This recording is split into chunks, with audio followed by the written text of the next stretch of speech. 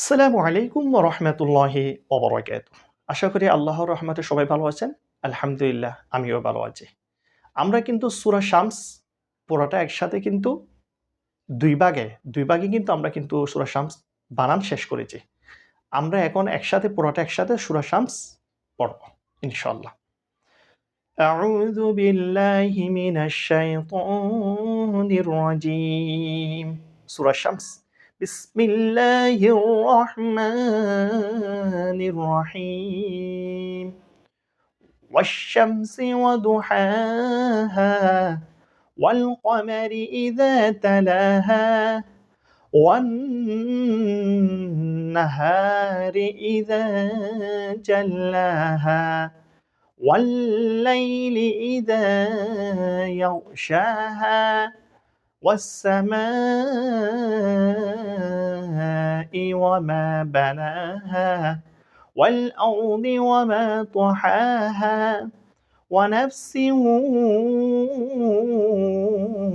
وما سواها فألهمها فجورها وتقواها قد أفلح من زكاها وقد خاب من دساها كذبت ثمود بطغواها